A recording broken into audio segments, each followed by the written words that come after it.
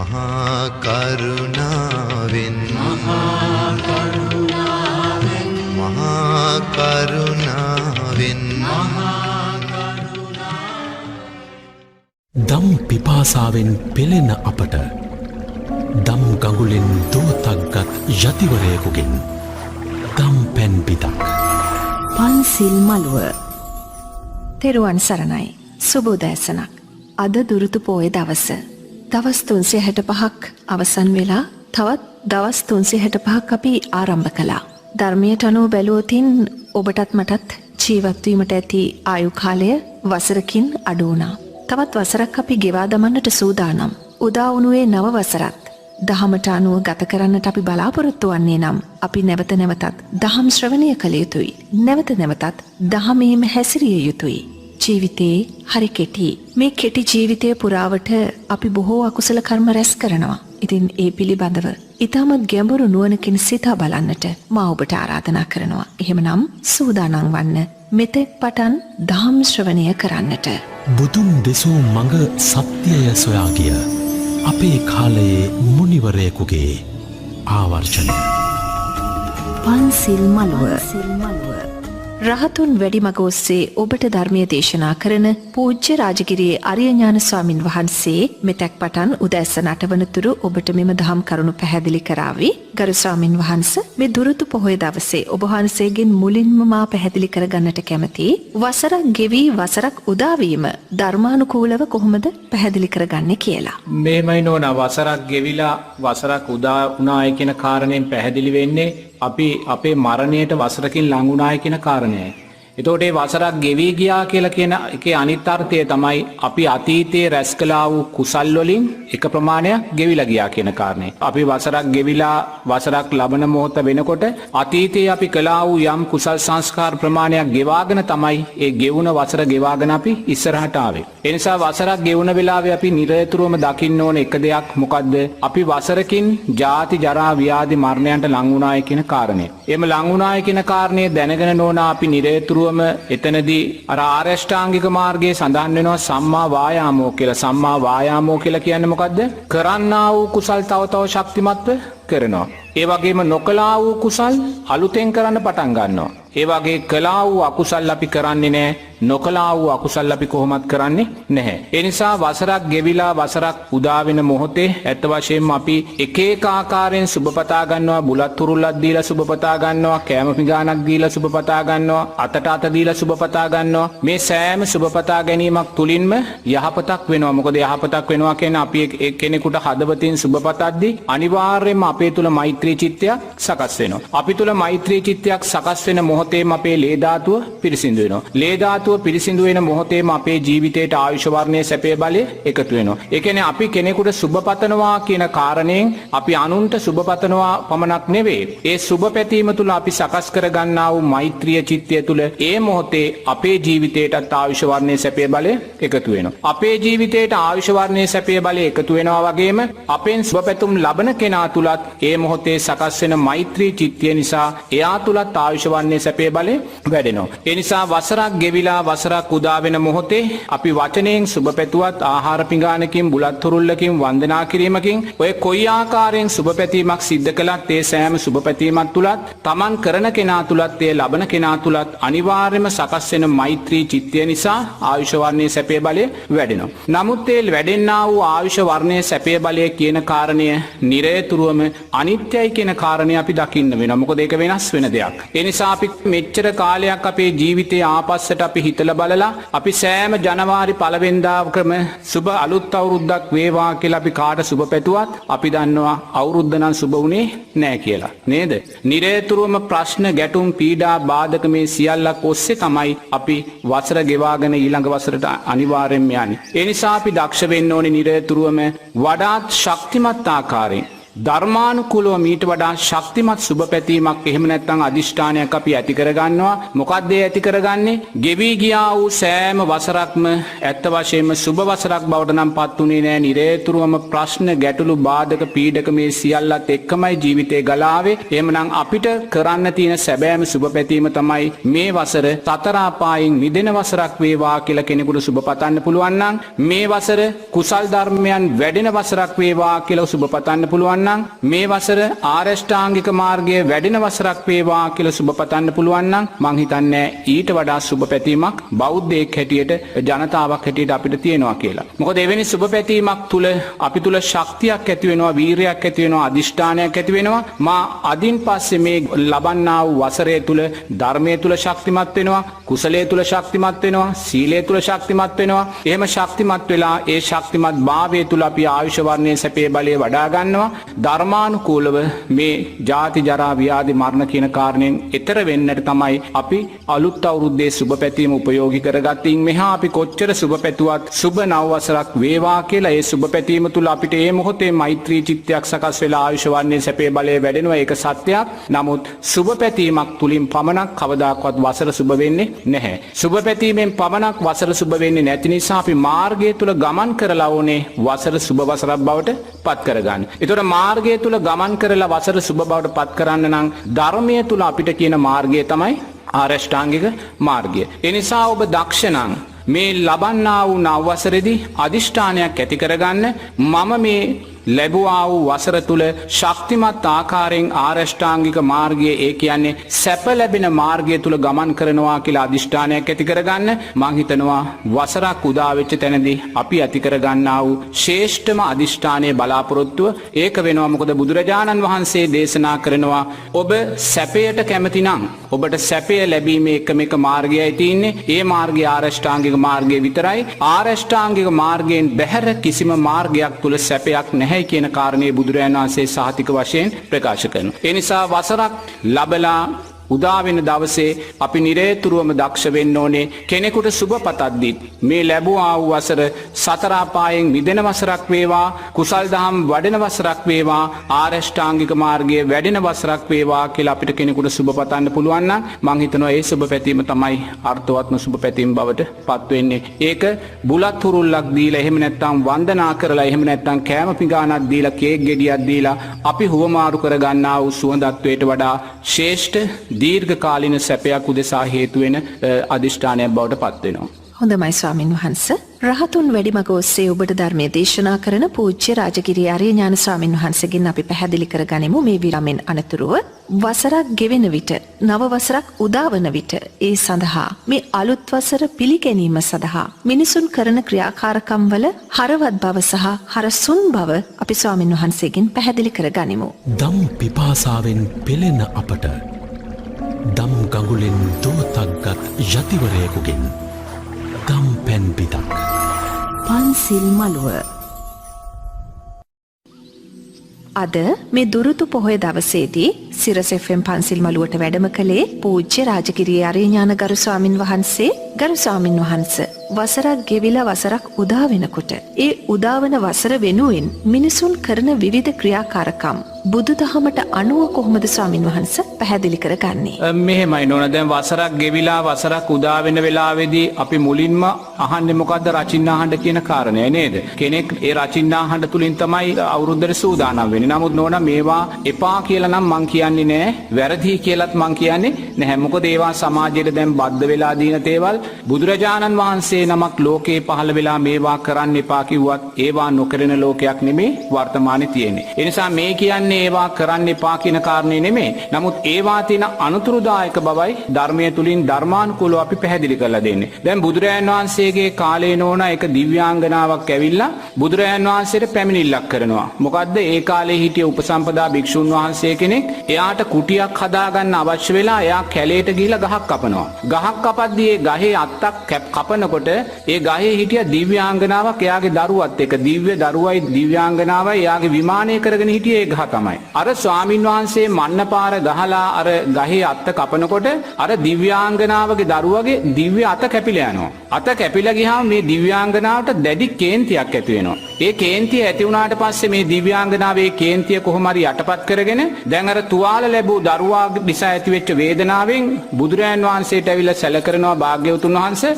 ඔබේ ශ්‍රාවකීන් මේ විදිහට මගේ මේ විමානෙට අයිති ගහේ අතු කැපුවා අතු කපනකොට මගේ දිව්‍ය දරුවාගේ අත කැපිලා ගියා ඒ නිසා භාග්‍යවතුන් වහන්සේ ඔබේ ශ්‍රාවකීන් බලවත් වරදක් කරනවා කියලා. ඒ මගේ දරුවාගේ දිව්‍ය දරුවාගේ අතේ මන්නපාරෙන් කැපිලා යද්දි භාග්‍යවතුන් වහන්සේ මට මේ හාමුදුරුවන්ව මරන්න හිතුණා කියනවා. එහෙමම විනය සඳහන් වෙනවා. මට මේ හාමුදුරුවන්ව මරන්න හිතුණා භාග්‍යවතුන් වහන්සේ කියලා. මොකද ඒ වෙලාවේ දිව්‍යාංගට අවශ්‍ය නම් ඒ ස්වාමීන් වහන්සේව මරන්න තිබ්බා. නමුත් භාග්‍යවතුන් වහන්සේ ඒ මරන්න කියලා ආපු සිත මම ධර්මානුකූලව යටපත් කරගෙන මං එතෙන්ට ගියේ නෑ කියලා. ඒ වෙලාවේ බුදුරජාණන් වහන්සේ දිව්‍යාංගනාවට කියනවා ඔබ සැබෑම දක්ෂයෙක් ඔබේ ඇති වුණා වූ මරණීය චේතනාව යටපත් කර ගැනීම නිසා ඔබ ලොකු භාග්‍යයක් ලැබුවා නැත්නම් ඔබ බරපතල අකුසලයක් සිද්ධ කරගන්න කියලා. ඒ වෙලාවේ ඒක අහලා බුදුරජාණන් වහන්සේ විනය නීතියක් පනවනවා නෝනා කිසිම උපසම්පදා භික්ෂුවකට ගහක් කපන්න ගහක අත්තක් සිඳින්න බෑ. තේරෙනවද? එතකොට ඒ ගහක අත්තක් සිඳින්න බෑ කියලා බුදුරජාණන් වහන්සේ විනය නීතියක් පනවන්නේ ඇයි? අර ස්වාමින් වහන්සේ අර ගසේ අත්ත කපන්න ගිහිල්ලා ඒ ගසේ විමානය හදාගෙන හිටිය දිව්‍යාංගනාවගේ දිව්‍ය දරුවාගේ අත කැපිලා ගිය නිසා. එතකොට එහෙනම් බලන්න අපි දෙසැම්බර් 31 වෙනිදා රාත්‍රී 12ට මුළු ප්‍රදේශයේම එක මොහොතේ ගිගුරුම් දෙන ආකාරයෙන් මහා රචින්න ගංගාව පත්තු කරනකොට ඔබ දකින්න අමනුෂ්‍ය ලෝකයේ කොච්චර අමනුෂ්‍යයෙන් පීඩා වෙනවා ඇද්ද නේද? ගස්වලට අධිග්‍රහිත බ්‍රුක් දෙවිවරු ඉන්නවා, බුම්මාට දෙවිවරු ඉන්නවා. බුදුරජාණන් වහන්සේ කියනවා ගහේ මුලට අධිග්‍රහිත දෙවියෙක් ඉන්නවා, පොත්තට අධිග්‍රහිත දෙවියෙක් ඉන්නවා, අරටුවට අධිග්‍රහිත දෙවියෙක් ඉන්නවා, කොළයට, දැල්ලට, ඵලයට අධිග්‍රහිත දෙවිවරු ඉන්නවා. ඒ වගේම പ്രേත කොටස් අප්‍රමාණව ඉන්නවා. එතකොට බලන්න මේසා එක මොහොතක ගිගුරුම් දෙන ගිගුරුම් හඬ තුල කොයිසා අමනුෂ්‍ය ප්‍රමාණයක් විනාශයට නැත්තම් පීඩාවට පත් වෙනවද නැද්ද කියලා බලන්න. එතකොට එහෙනම් මේ 31 වෙනිදා රාත්‍රිය උදා වෙන්නේ අරසා අමනුෂ්‍ය කොටස් වලින් ඇතිවෙන්නා වූ පීඩනීය වෛරය දේශයත් එක්ක තමයි ලෝකය මතුවෙන්නේ. ඒ වගේම බලන්න තිරිසන් සත්තු කොයිසානම් පීඩාවකට පත් වෙනවද කියලා. කැදලි වල ඉන්න කුරුල්ලෝ බිත්තර කොච්චරේ ශබ්දේ නිසා විනාශ වෙලා යනවද කියලා බලන්න. එතකොට අපි දකිනවා 31 වෙනිදා රාට සමහර වෙලාවට බල්ලෙක් පූසෙක් ඒගොල්ලෝ දුවනවා හැංගෙනවා කොයිසා බියකින්ද ඒගොල්ලෝ ගත කරන්නේ කියලා බලන්න. එතකොට ඒ තිරිසන් සතුන්ගේ හිත තුලත් ඇතිවෙන්නා වූ ක්‍රෝධය, වෛරය, දේශය වාතලයට එකතු වෙමින් තමයි 31 වෙනිදා පළවෙනිදා උදෑසන ලබන්නේ. ඒ වගේම බලන්න පුංචි දරුවෙක් ඉන්න ගෙදරක ඒ දරුවා කොයිසරම් බියෙන් එදා රාත්‍රියට අර සද්දේ නිසා ගත කරන්නේ. ඒගොල්ලන්ගේ අම්මලා තාත්තලා කොච්චර පීඩාවකින්ද ගත කරන්නේ. එතකොට ඒ තියෙනා වූ අකුසල්, ඒ තියෙනා වූ අර ද්වේෂ සහගත සිතුවිලිත් එක්ක තමයි අපි 31 වෙනිදා රාත්‍රිය අහවර කරන්නේ. ඒ නිසා නෝනා මේ කාරණා එක්ක බලද්දී බලන්න 31 වෙනිදා රාත්‍රිය අපි දැඩි ආකාරයෙන් ලෝභ, ද්වේෂ, මෝහයන් ඇති කර ගනිමින් තමයි අපි පළවෙනිදා උදෑසනට හැම කෙනෙක්ම මුණ දෙන්නේ. මොකද අරසා සත්ව හිංසාවක් සමාජය තුල සිද්ධ කරනවා. නමුත් ඒක අපිට පේන්නේ නැහැ, ඇස් වලට පේන්නේ නැහැ. ඒ නිසා කෙනෙක් මේවා විවේචනය කරන්න පුළුවන්. නමුත් අර දිව්‍යාංගනාවේ කතාව ගහද්දී මන්න පාරක් ගහද්දී ගහේ ඉන්න දිව්‍ය දරුවා අත කැපිලා යනවා නම් මේසා විශාල රචින්න තොගයක් එක මොහොතේ පත් වෙන මුල වෙලාවේ මොනසා අමනුෂ්‍ය දිව්‍ය ස්වභාවයන්ට පීඩාවක් වෙනවාද කියන කාරණය මේ මනුස්ස ලෝකයේ ආශ්‍රිතව ජීවත් වෙන්න පීඩාවක් වෙනවාද කියන කාරණේ පැහැදිලි වෙනවා. එතකොට නෝන එතනින්ම අපිට පේනවා 31 වෙනිදා රෑ 12 හමාර වෙන්නේ ඊට සම්බන්ධ වෙන සෑම මනුස්ස ප්‍රජාවම බලවත් ආකාරයෙන් ලෝභ, ද්වේෂ, මෝහයන් සකස් කරගෙන. දැන් බලන්න රචින්න එකක් පත්තු කරලා දාන කෙනා රචින්න එක පත්තු කරලා දාපු ගමන් එයාත් දුවනවා. එයා ළඟ ඉන්නවද? එයාත් තුලත් බියයි සකස් වෙන්නේ. පත්තු කරන කෙනා තුලත් බිය සකස් වෙනවා. ඒ නිසා එයාත් රචින්න එක දාලා පැනලා දුවන්න ඕනේ. නැත්නම් එයාත් විනාශ වෙනවා. ඒ වගේ පත්තු කරන කෙනාත් බියටපත් වෙලා තමයි ඒ රචින්න එක පත්තු කරන්නේ. බියක් කියන්නේ මොකද්ද? එතනත් සිද්ධ වෙන්නේ අකුසලයක්. එහෙමනම් බලන්න අපි පිරිත් දේශනයක් කරද්දී, පිරිත් සත්‍යයනයක් කරද්දී මොකද වෙන්නේ? ඒ පිරිත් හඬ අහලා හැමෝම සතුටු වෙනවා. දෙවියෝ සතුටු වෙනවා, මිනිස්යෝ සතුටු වෙනවා, අමනුෂ්‍යයෝ සතුටු වෙනවා. එතකොට බලන්න පිරිත් හඬ අහලා යම් කෙනෙක් සතුටු වෙනවා වගේම ඒ සතුට නිසා ඒ අයගේ ආයුෂ වර්ණයේ සැපේ බලය වැඩි වෙනවා වගේම අර රචින්නා හඬ නිසා වේදනාවට පීඩාවට පත්වෙන්නා වූ මිනිස්සෙයින්ගේ හදවත්වල වේදනාව, ඒ අමනුෂ්‍යයන්ගේ හදවත්වල වේදනාව, ද්වේෂය වාතලයට සමාජයට එකතු වෙමින් තමයි හැමදාම පළවෙනිදා උදෑසන ලබන්නේ. ඒක පැත්තක්. අනිත් පැත්ත සමහර වෙලාවට හෝටල් ආශ්‍රිත ඔය කියනා විදිහට එදා රාත්‍රී ඒගොල්ලෝ විනෝද වෙලා කාලා බීලා සතුටු වෙලා තමයි ඒගොල්ලෝ 31 වෙනිදා රාත්‍රියේ ඉඳන් අලුත් අවුරුද්දට මුහුණ දෙන්නේ. එතකොට එතනත් මොකද්ද වෙන්නේ?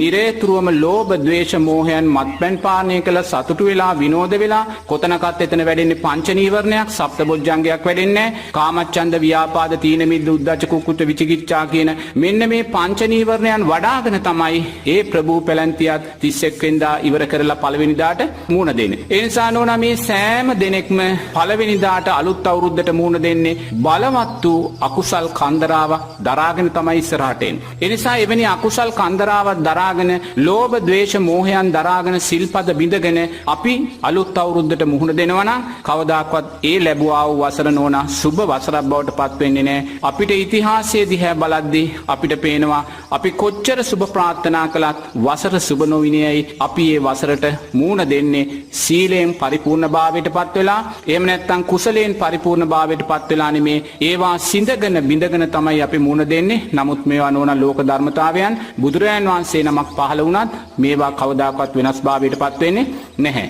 ඒ නිසා අපි දක්ෂ වෙන්න ඕනේ ධර්මයේ තුල ඉඳලා නිරේතුරුවම සීලයක් ආරක්ෂා කරගෙන කුසල් දහම් වඩාගෙන බුදු ගුණයක් මතකට අරගෙන කරණීය මෙත්ත සූත්‍රයේ සත්‍යයනය කරගෙන අපි කුසලයේ වැඩෙන දිශාවට, කුසල් පක්ෂයේ වැඩෙන දිශාවට 31 වෙනිදා අහවර වෙලා පළවෙනිදාට මුහුණ දෙන්න.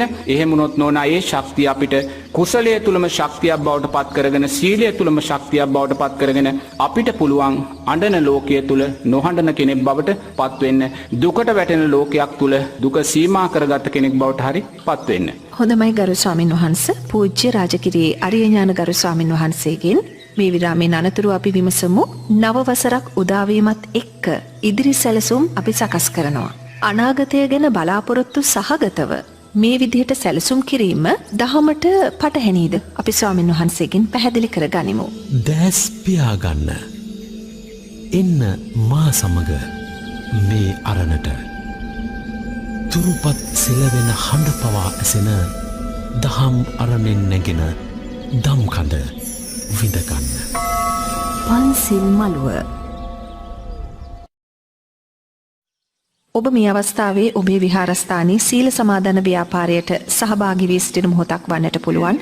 නිවසේ සිට ධර්මයේ ශ්‍රවණය කරන මොහොතක් වන්නට පුළුවන්. කෙසේ නමුත් ඔබට ප්‍රශ්නයක් වේ නම් කතා කරන්න සිරස FM පන්සිල් මළුවට 0112 84 88 88 අපේ දුරකථන අංකය. අපි දැන් ගරු ස්වාමින් වහන්සේගෙන් විමසමු නව වසරක් උදාවීමත් එක්ක ඉදිරි සැලසුම් අපි සකස් කරනවා.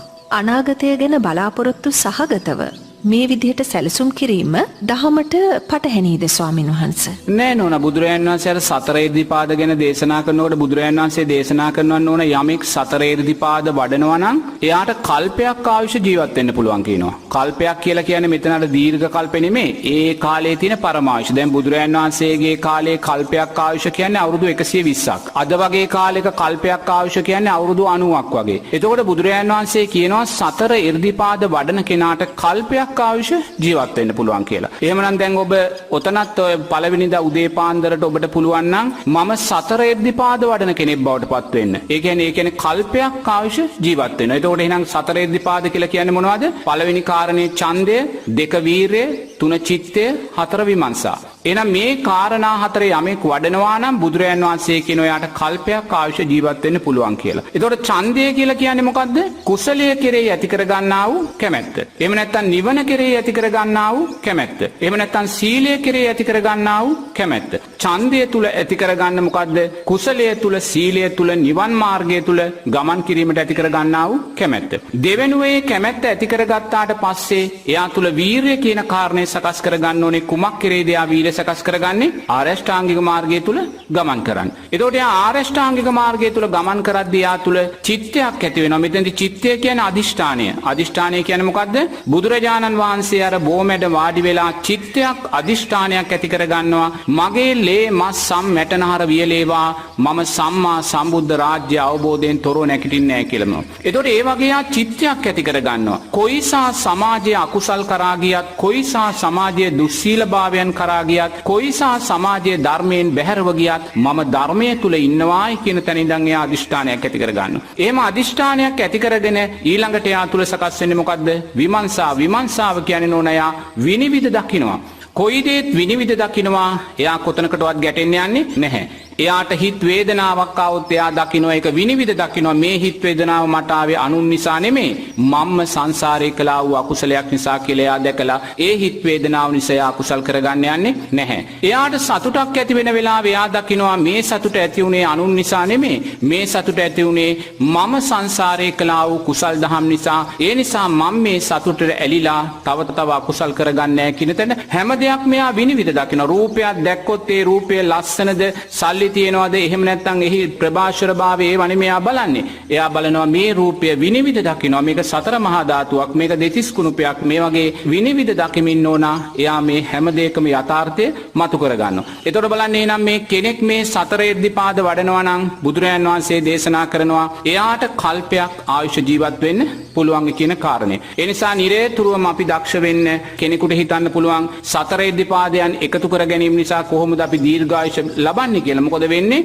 අපි මේ සතර එද්දිපාද ධර්මයන් වඩද්දී කුසල් පක්ෂය වැඩෙනවා. කුසල් පක්ෂය වඩද්දී අපිට විපාක දෙන්න තියෙනා වූ අකුසල් තියෙනවා නම් ඒව යටපත් වෙනවා. අකුසල් විපාක තියෙනවා නම් සත්ව ඝාතන එහෙම නැත්නම් සත්ව හිංසාවට අදාළ අකුසල් තියෙනවා නම් මේ කරන්නා වූ කුසල් පක්ෂය තුලින් ඒ අකුසල් යටපත් කරලා අපේ ආයුෂ ඉස්සරහට අරගෙන යනවා. ඒ නිසා නිරේතුරුවම දක්ෂ වෙන්න සතර එද්දිපාද ධර්මයන් වැඩිම තුල ඔබේ දීර්ඝායුෂ බවත් ඒ දීර්ඝායුෂ නිරේතුරුවම ධර්මයේ පැවැත්ම උදෙසා, ධර්මයේ අභිවෘද්ධිය උදෙසා, ධර්ම මාර්ගයේ ශක්තිය උදෙසා ඒ දීර්ඝායුෂ යොමු කරගන්න දක්ෂ වෙන්න ඕනේ. ඒ ඡන්දය කියන්නේ මොකද්ද? කැමැත්ත. තේන අදිෂ්ඨානයක් ඇති කරගන්න. නිවන් මාර්ගයේ ගමන් කරන කෙනා මම මේ ජීවිතේ සෝවාන් ඵලයටපත් වෙනවා, මම මේ ජීවිතෙන් පස්සේ සුගතියක උපදිනවා කියන ඡන්දයක් කැමැත්තක් තියෙන්න ඕනේ. ඒ වගේම ඒ ඡන්දය කැමැත්ත කරා ගිහි පින්විතුරුට යන්න නන්න ඕන අනිවාර්යයෙන්ම මේ පැත්තෙන් ශක්තිමත් ආර්ථිකයක් තියෙන්න ඕනේ. ඒ ශක්තිමත් ආර්ථිකයෙන් තොරව කවදාක්වත් කෙනෙකුට කුසල් පක්ෂය වඩන්නවත් නිවන් මාර්ගයේ ගමන් කිරීමටවත් ගිහි කෙනෙකුට බාධාවක් නැති වෙන්න පුළුවන්. මොකද මේ පැත්තෙන් දාන සීල භාවනාවන් වඩන්න අවශ්‍ය නිසා. ඒ නිසා යාට ශක්තිමත් ආර්ථිකයක අවශ්‍යතාවය බුදුරජාන් වහන්සේ දේශනා කරනවා. ඒ නිසා නෝනා අපිට ආර්ථික බලාපොරොත්තු, ව්‍යාපාරික බලාපොරොත්තු නැත්නම් රැකියාව පිළිබඳ බලාපොරොත්තු ඇති කරගන්න ඕනේ. නමුත් ඒ බලාපොරොත්තු කෙරේ සීමාව ඉක්මවාගේ තෘෂ්ණාවන් ඇති කරගන්න එපා. බලාපොරොත්තුව කියන කාරණේ අනේ පිරිසිදුතුමාටත් තිබ්බා. එයාටත් ව්‍යාපාරික බලාපොරොත්තු තිබ්බා. විසාකාවටත් ව්‍යාපාරික බලාපොරොත්තු තිබ්බා. නමුත් නෝනා ඒ බලාපොරොත්තු ඇති කරගත්තත් ඒවා කෙරේ ඉක්මවාගේ තෘෂ්ණාවක් ඇති කරගත්තේ නැහැ. තෘෂ්ණාවක් ඇති කර නොගත්ත නිසා යම් හේකින් ඒ බලාපොරොත්තු බිඳ වැටුනොත් එයා දුකට වේදනාවටපත් උනේ නැහැ. ඒ කියන්නේ බලාපොරොත්තු ඇති කර ගන්නවා. ඒ බලාපොරොත්තු ඔස්සේ අදිෂ්ඨාන සීලීව ඉදිරියට යනවා. නමුත් ඒ බලාපොරොත්තු ඉටු නොවුනොත් ඒවා පිළිබඳ එයා ගැටෙන්නේ නැහැ. ඒ නිසා ගිහි ජීවිතේ හැම කෙනෙකුටම තමන්ගේ ව්‍යාපාරය ගැන වේවා, රැකියාව වේවා, අධ්‍යාපනය වේවා ඒගොල්ලෝ යම් අදිෂ්ඨානයක්, චිත්තයක් ඇති කර ගන්න ඕනේ. මම මේ අරමුණට එනවා කියලා. ඒ අරමුණ ඇති කරගත්තට පස්සේ තමයි ඒ අරමුණ ඔස්සේ හබා යන්න ශක්තිය ලැබෙන්නේ. ඒ නිසා එවැනි බලාපොරොත්තු ගිහි කෙනෙකුට ඇති කරගන්න එපායි කියලා බුදුරජාණන් වහන්සේ කොතනකවත් දේශනා කරන්නේ නැහැ.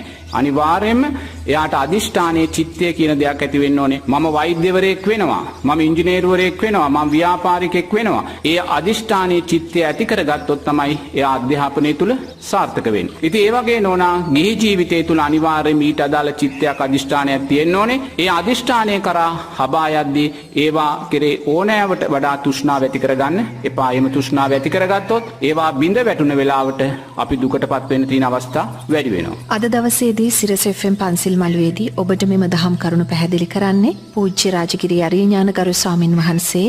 පුද්ගලෙක්ට Tamanගේ අරමුණු කරා ළඟා වෙන්න පෙර කුසල ශක්තියත් බලපානව නේද? මේ විරාමෙන් අනතුරුව ස්වාමින් වහන්සේගෙන් විමසමු. බුදුන් දෙසූ මඟ සත්‍යය සොයා ගිය අපේ කාලයේ මුනිවරයෙකුගේ ආවර්ෂණය. පන්සිල් මළුව. සිරස FM පන්සිල් මළුවේ මේ දුරුතු පොහෝදා ඔබ ධර්මයේ ශ්‍රවණය කරන අවස්ථාව මේ ඔබට දහම් දේශනා කරන්නේ පූජ්‍ය රාජගිරියේ අරිය ඥාන ගරු ස්වාමින් වහන්සේ. ස්වාමින් වහන්සේ පුද්ගලෙක්ට තමන්ගේ අරමුණු කරා ළඟා වෙන්න පෙර කුසල ශක්තියත් බලපානවා නේද? දැන් කුසල ශක්තිය කෙනෙක්ට නැති නිසාද ඒ කෙනාගේ අරමුණු වලට ළඟා වීමට නොහැකි වෙන්නේ?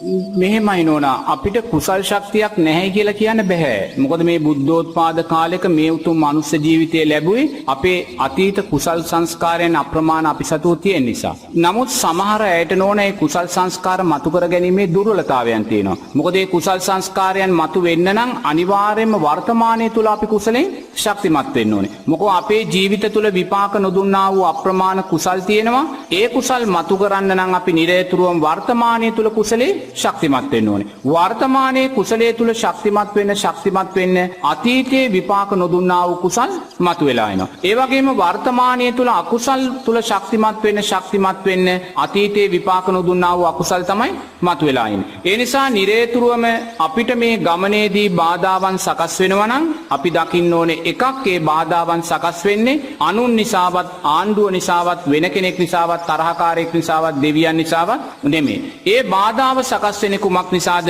මමම සංසාරයේ කළා වූ අකුසල් විපාකයන් නිසායි කියන කාරණේ දකින්න ඕනේ. ඒ කාරණේ දැක්කට පස්සේ අපි නිරේතුරුවම මොකද්ද කරන්නේ? කුසලයේ තුල ශක්තිමත් වෙනවා. දානයේ තුල ශක්තිමත් වෙනවා. සීලයේ තුල ශක්තිමත් වෙනවා. ඒ කුසලයේ තුල ශක්තිමත් වෙද්දී නෝනා අතීතයේ විපාක නොදුන්නා වූ කුසල් ශක්තිය මතුවෙනවා. ඒ මතුවෙනවා වගේම අපි නිරේතුරුවම දෙවියන්ගෙනුත් සමහරු මෙවැනි දේවල් වලට පිහිට බලාපොරොත්තු වෙනවා. දෙවියන්ට පූජා වට්ටියක් තිබ්බා, පොල් ගෙඩියක් ගැහුවා කියන කාරණයෙන් අපිට කවදාක්වත් දෙවියන්ට අපිට රැකියාවක් ලබලා දෙන්න, විභාගයක් පාස් කරලා දෙන්න, විවාහයක් කරලා දෙන්න දෙවියන්ට පුළුවන් කමක් නැහැ. ඒක හොඳට තේරුම් ගන්න ඕනේ. නමුත් ආටානාටිය සූත්‍රයේ දේශනා කරන වෙලාවේ අර සතරවරන් දෙවියෝ බුදුරයන් වහන්සේට කියනවා භාග්‍යවතුන් වහන්සේ මේ මනුස්ස ලෝකේ මිත්‍යා දෘෂ්ටික යක්ෂයෝ ඉන්නවා. මිත්‍යා දෘෂ්ටික බලවේග තියෙනවා. මේ මිත්‍යා දෘෂ්ටික බලවේග යක්ෂයෝ බුදුරජාණන් වහන්සේටවත් ගරු කරන්නේ නැහැ. ධර්ම රත්නයට ගරු කරන්නේ නැහැ. සංඝ රත්නයට ගරු කරන්නේ නැහැ. මේ මිත්‍යා දෘෂ්ටික බලවේග භික්ෂු භික්ෂුණී උපාසක උපාසිකා සිව්වනක් පිරිසට නිරේතුරුව පීඩා කරනවා කියලා නෝනා. ඒ නිසා බුදුරජාණන් වහන්සේ ඒ ආටානාටිය සූත්‍රයට අදාළව අපිට දකින්න පුළුවන් අපිට මේ අමනුෂ්‍යයෙන් වෙන්නා වූ පීඩාවන් දෙවියන්ට මගහරවන්න පුළුවන්. ඒකයි බුදුරජාණන් වහන්සේ කියන්නේ දන් දීලා සිල් රැකලා පින්කම් කරලා දෙවියන්ට පින් අනුමෝදන් කරන්න. දෙවියන්ට පින් අනුමෝදන් කළාම දෙවියන්ගේ පුණ්‍ය ශක්තිය වැඩි වෙනවා. ඒ පුණ්‍ය ශක්තිය වැඩි වෙනකොට අර අමනුස්ස ලෝකයෙන් අපිට වෙන්නා වූ පීඩාවන් බාධාවන් තියෙනවා නම් දෙවියන් මැදිහත් වෙලා ඒවා පරාජය කරලා දානවා. දෙවියන්ගෙන් අපිට වෙන දේ ඒක තමයි. එහෙම නැතු දෙවියන්ට අපිට රැකියාවක් උසස් වීමක් ලබා දෙන්න නම් බෑ. දැන් අපි කියමු කතරගම දෙවියෝ ඉන්නවා, සමන් දෙවියෝ ඉන්නවා. ඒගොල්ලෝ ඒ දේවත්වයට පත් වුණේ කුමක් නිසාද? ඊට අදාළ සංස්කාරයන් ඒගොල්ලෝ රැස් කරපු නිසා. දැන් ඔබ හිතන්න කතරගම දෙවියන් හිතුවොත්, සමන් දෙවියන් හිතුවොත් මම අර ශාස්ත්‍රීය දිව්‍ය තලයක ගිහිල්ලා උපදිනවා කියලා ඒගොල්ලන්ට උපදින්න පුළුවන්ද? ඒගොල්ලන්ට උපදින්න බෑ. ඇයි? ඒගොල්ලන්ගේ සංස්කාර තියෙන්නේ මේ මනුස්ස ලෝක ආශ්‍රිතව දෙවියෙක් වීමට අදාළ සංස්කාර තමයි ඒගොල්ලන්ට තියෙන්නේ. දැන් ශාස්ත්‍රීය දිව්‍ය තලවල තාවතින්සේ ඉන්න ලොකුම දෙවි කෙනා තමයි සක්‍රයා. ඊළඟට කවුද ඉන්නේ? සතරවරන් දෙවියෝ. සතරවරන් දෙවියෝ කොච්චර හිටියවත් මම සක්‍රයා වෙනවා කියලා සතරවරන් දෙවියන්ට සක්‍රයා වෙන්න බෑ. ඇයි? ඊට අදාළ සංස්කාරය ඒගොල්ලන්ට නැහැ. ඒ වගේම කතරගම දෙවියෝ ඉන්නවා, සමන් දෙවියෝ ඉන්නවා. නමුත් ඒගොල්ලන් හිතුවොත් අපි හෙට ගිහිල්ලා ශාස්ත්‍රීය දිව්‍ය තලයක උපදිනවා කියලා ඒගොල්ලන්ට එතෙන් යන්න බෑ. ඊට අදාළ සංස්කාර නැහැ. එහෙමනම් ඕන අපිට තේරෙනවා දෙවි කෙනෙකුටවත් උසස් වීමක් ලබන්න බෑනේ ලබන්න නේද? ඒගොල්ලන්ටත් උසස් වීම නැත්නම් ඒගොල්ලෝ මෙතන ඉඳීද මනුස්ස ලෝකේ? ඒගොල්ලෝ අර ශාස්ත්‍රීය දිව්‍ය තල වලට ගිහිල්ලා අප්‍රමාණ සැප විඳී. නමුත් එහෙම ලබන්න ඒගොල්ලන්ටත් බෑයි. සංස්කාර වලට අදාළවයි ඒගොල්ලෝ මේ මනුස්ස ලෝක ආශ්‍රිත දෙවියෙක් බවට පත් උනේ. නමුත් කවදා හරි දවසකේ සංස්කාර ශක්තිමත් වෙලා යාට චිත්තයක් සකස් වුණොත් එයා ශාස්ත්‍රීය දිව්‍ය තලයකට යාවි. නැත්නම් සතර අපායන්ට වැටෙන්නත් පුළුවන්. සෝවාන් වෙලා නැත්නම් එනන් ඕන දෙවි කෙනෙකුටවත් බෑ Tamanට උසස් වීමක් ගන්න. උසස් වීමක් ගන්න පුළුවන් නම් ගන්න තියෙන එකම දේ තමයි කුසලය. ඊට වඩා දෙයක් නැහැ. දෙවි කෙනා වුණත් උසස් වීමක් ලැබලා අර ශාස්ත්‍රීය දිව්‍ය තල වලට යනවා නම් එයා කුසලය තමයි උපයෝගී කරගෙන එතෙන්ට යන්න. එහෙනම් අපේ ජීවිතේ ඉස්සරහට එන බාධාව තුල නෝනා කුසලයමයි අපිට උපකාර වෙන්නේ. මොකද අකුසලයමයි අපිට දුක කියන කාරණේ සකස් වෙන්නේ. ඒ නිසා අපි දක්ෂ වෙන්න ඕනි නිරතුරුවම අපේ ජීවිතයට බාධා පීඩා කොපමණ ආවත් ඒ සෑම බාධාවක් පීඩාවක්ම කුසලය තුල ඉඳගෙන ශක්තිමත් කරගෙන අපි මේ බාධාව ජය ගන්න. එහෙම නැත්නම් වෙන කාටවත් කිසිම බලවේගකට නොන අපේ අකුසල් යටපත් කරලා දාලා අපිට මාර්ගය කියලා දෙන්න බෑ. නමුත් අපි මේ යන ගමනේදී දෙවියන්ට පුළුවන් අර අමනුෂ්‍ය බලවේග වලින් මිත්‍යා දෘෂ්ටික බලවේග වලින් අපිට වෙන්නා වූ පීඩාවන් වළක්වලා ඒ සුරක්ෂිතභාවය දෙවියන්ට ලබලා දෙන එක අනිවාර්යයෙන්ම කරන්න පුළුවන්. ඒ නිසා තමයි බුදුරජාණන් වහන්සේ කියන්නේ පින්පෙත් කරලා අනිවාර්යයෙන්ම දෙවිවරුන්ට පින් දෙන්න කියලා. හොඳයි ස්වාමීන් වහන්ස. එහෙමනම් රහතුන් වැඩිමග ඔස්සේ ඔබට ධර්මය දේශනා කරන පූජ්‍ය රාජගිරියේ අරියඥාන ස්වාමින් වහන්සේගෙන් විමසන්නට තිබෙන කාරණා විමසන්න 0112848888න් අද මේ දුරුතු පොහොය දවසේ උදා වුණු 2015 වසරේ මුල්ම මාසේ උදා වුණු පොහොය. එහෙමනම් මේ විරාමින් අනතුරු අපි ස්වාමින් වහන්සේගෙන් විමසමු මේ සමාජයේ තියෙනා වූ ඇති නැති පරතරය පිළිබඳව බුදුරජාණන් වහන්සේ දේශනා කළේ කුමක්ද යන කාරණය පිළිබඳව. බුදුන් දෙසූ මග සත්‍ය සොයා ගිය අපේ කාලයේ මුනිවරයෙකුගේ ආවර්ජනය. පන්සිල් මළුව.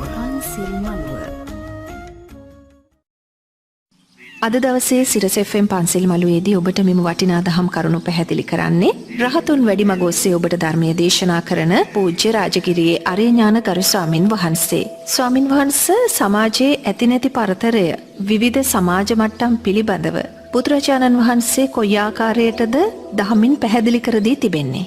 මේමයි නෝන පන්ති විරහිත සමාජයක්, කොමියුනිස්ට් සමාජයක්, සමාජවාදී සමාජයක් කියන අර්ථයන් බුදුරජාණන් වහන්සේගේ ධර්මයත් එක්ක දැඩි ලෙස නිෂේධ වෙනවා නෝනා. ඒ බුදුරජාණන් වහන්සේගේ ධර්මයත් එක්ක ඒ ධර්මතාවයන් ගැලපෙන්නේ නැහැ. බුදුරජාණන් වහන්සේ දේශනා කරන්නේ නෝනා මේ ලෝකේ යමක් ලබන්නේ අපි කළා වූ කුසල අකුසල් සංස්කාරයන් මතයි කියලා. තේරෙනවද? දැන් බුදුරජාණන් වහන්සේගේ කාලේ බලන්න බුදුරජාණන් වහන්සේ උප්පත්තිය ලබන්නේ සුද්ධෝදන රජතුමාට දාව අර ශාක්‍ය වංශයේ රජ පරපුරේ තමයි උප්පත්තිය ලබන්නේ. එතකොට මේ බුදුරජාණන් වහන්සේට බෝධිසත්වයින්ට සිදුහත් කුමාරයා කාලෙම අප්‍රමාණ වූ ශාස්ත්‍රීය භාවයක් ලැබෙනවා.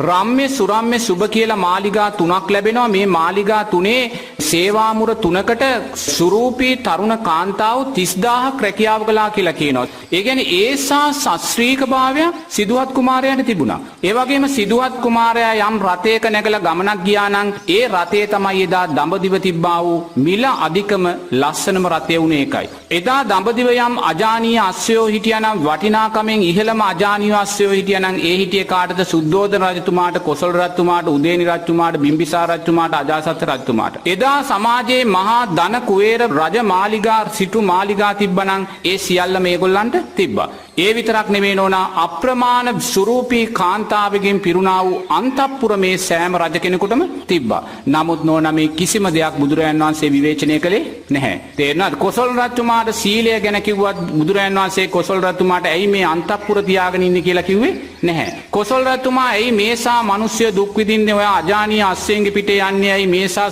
වටිනා කියන ඇත්තු පරිහරණය කරන්නේ ඇයි මේවා උදෙසා මෙච්චර ධනිය වියදම් කරන්නේ ඇයි කියලා බුදුරජාණන් වහන්සේ කවදාකවත් කිව්වේ නැහැ. අර මල්ලිකා දේවිය නෝන කොසල් රජතුමාගේ බිසව අසිදිසි දානයක් දෙනවා. ඒකට එදා යනවා නෝන ලක්ෂ 80ක්. එදා වියදම. ඒ කියන්නේ ඒකට බුදුරජාණන් වහන්සේ ඉන්න ඕනේ, රහතන් වහන්සේලා 500 නමක් ඉන්න ඕනේ. ඒ වගේම රාජ්‍ය කන්‍යාවියෝ 500ක් ඉන්න ඕනේ. අර ස්වාමීන් වහන්සේලාට පවන් සලන්න.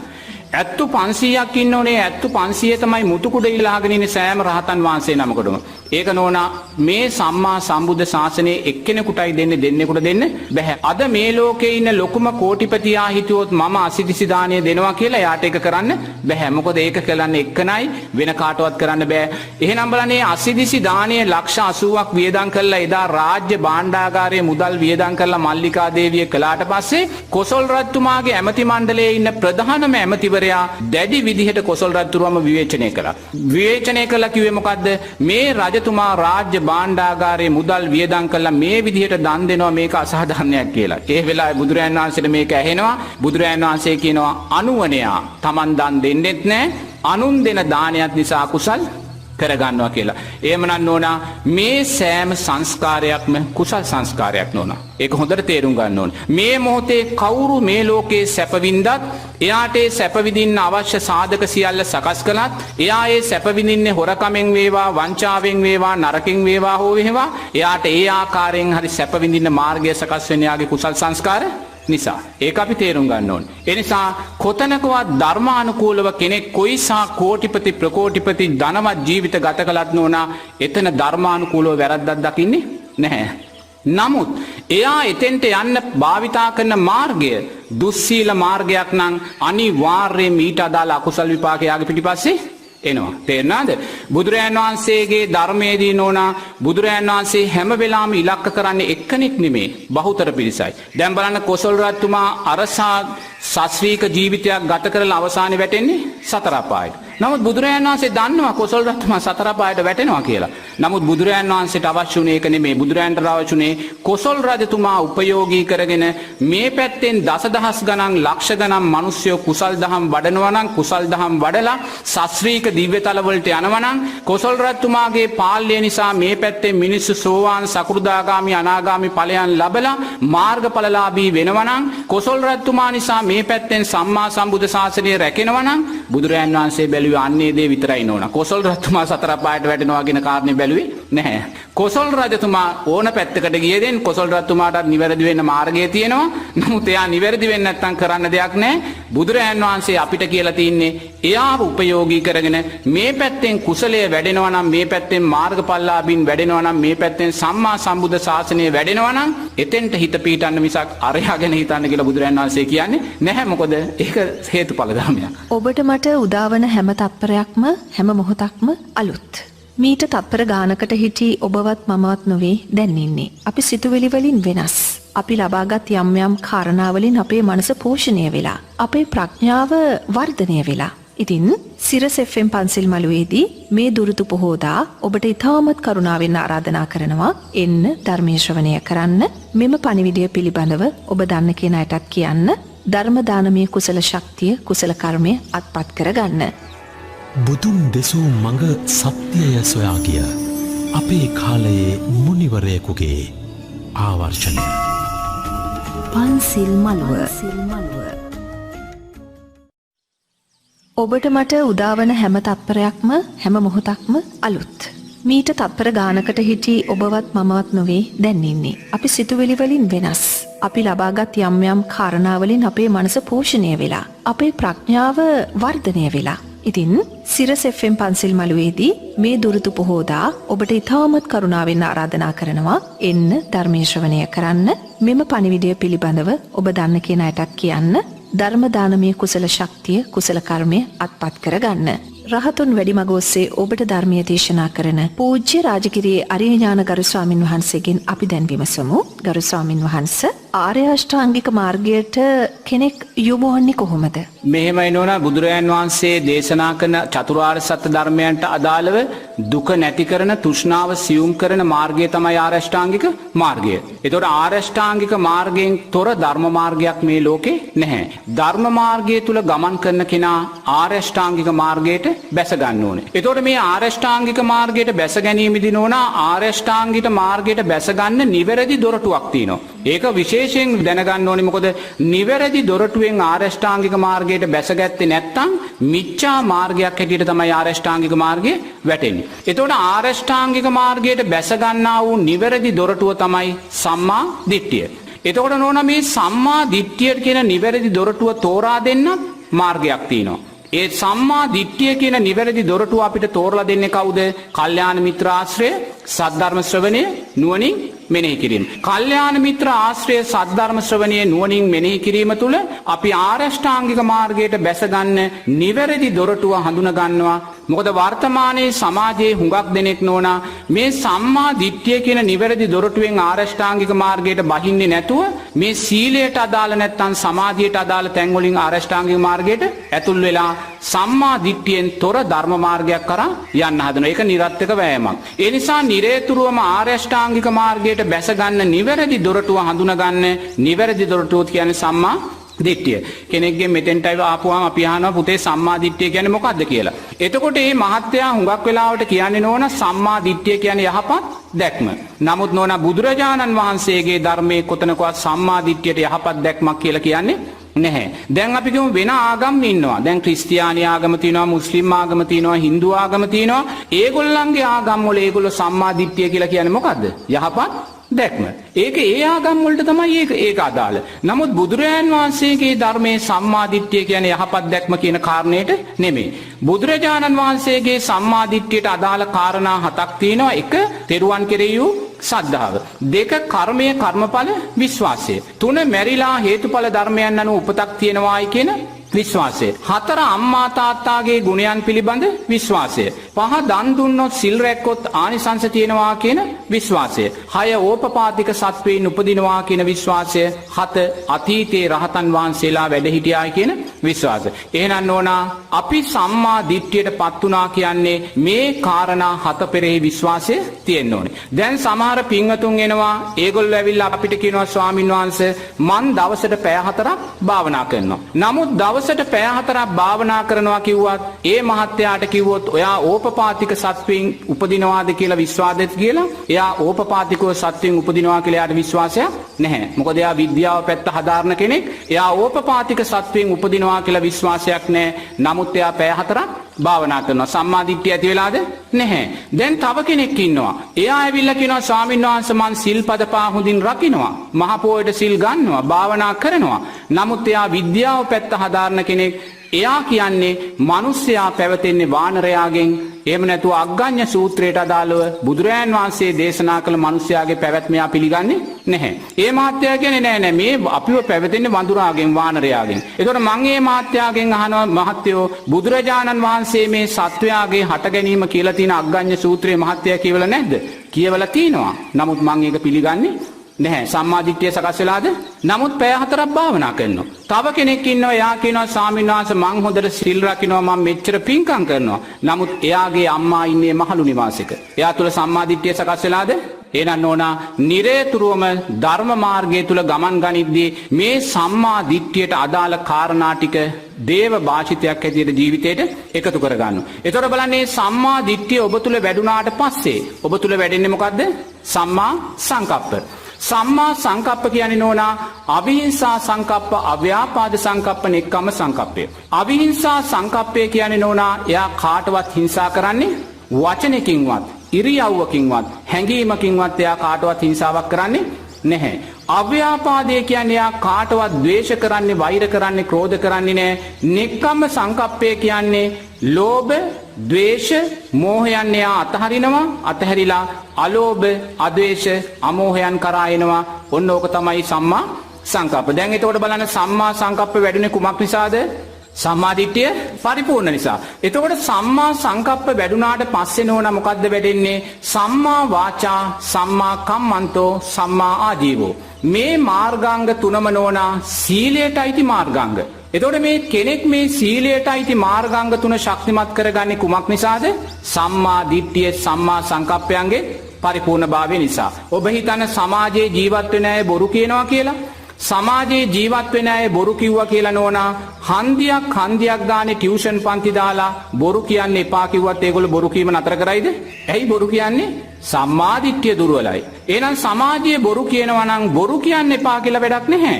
සම්මාදිට්ඨියෙන් පෝෂණය කරන්න ඕනේ. ඇයි යා බොරු කියන්නේ? සම්මාදිට්ඨියට අදාළ කර්මය, කර්මඵල විශ්වාසය යා දන්නේ නැහැ. බොරු කිව්වොත් බොරුවට අදාළව විපාකයන් වෙනවා කියලා යා දන්නේ නැහැ. සම්මාදිට්ඨියට අදාළව නැවත උපතක් තියෙනවා කියන විශ්වාසය පිළිබඳ යා ස්ථීරව නැහැ. මොකද ඒක නිසා යා බොරු කියන්නේ. එහෙනම් බලන්න සම්මාදිට්ඨිය වැඩුණ තැන සම්මා සංකප්ප වැඩෙනවා.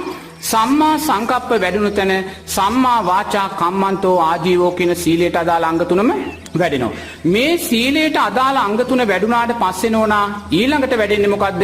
සම්මා වායාමෝ. මේක සමාධියට අයිති දෙයක්. සම්මා වායාමෝ කියන්නේ මොකද්ද? යා කරන්නා වූ කුසල් තව තව ශක්තිමත් කරනවා. නොකලා වූ කුසල්ය අලුතෙන් කරන්න පටන් ගන්නවා. කළා වූ අකුසල්ය කරන්නේ නැහැ. නොකලා වූ අකුසල්ය වලට යා කොහොමත් යන්නේ නැහැ. එතකොට බලන්න ඒකට කියන්නේ මොකද? සම්මා වායාම. කෙනෙක් අකුසලයේ බව හඳුනගන්නේ නැතුව අකුසලයේ තුල ජීවත් වෙනවා නම් එයා තුල සම්මා සතිය තියනවද? සම්මා සතිය නැහැ. එතකොට සම්මා සතිය කියලා කියන්නේ අකුසලයේ බව හඳුන ගන්නවා. හඳුනගෙන අකුසලයෙන් මිදෙනවා. කුසලයේ බව හඳුන ගන්නවා. කුසලයේ තුල ශක්තිමත් වෙනවා. එතකොට මේ සම්මා සතිය තුලින් යාට ලැබෙන්නේ මොකද්ද? සම්මා සමාධිය. සම්මා සමාධිය කියන්නේ මොකද්ද?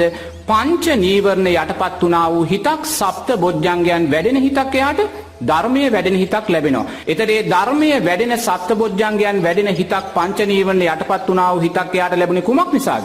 මේ මාර්ගාංග හතේම ඵලයේ හැටියටයි සම්මා සමාධිය. එතකොට එහෙනම් බලන්න මේක තමයි ආරෂ්ඨාංගික මාර්ගය. මේ ආරෂ්ඨාංගික මාර්ගයට කියන්නේ නෝනා ලෞකික ආරෂ්ඨාංගික මාර්ගය කියලා. මේ ආරෂ්ඨාංගික මාර්ගය තුල ඔබ කොච්චර ගමන් කළත් ඔබට ලැබෙන්නේ මොකද්ද?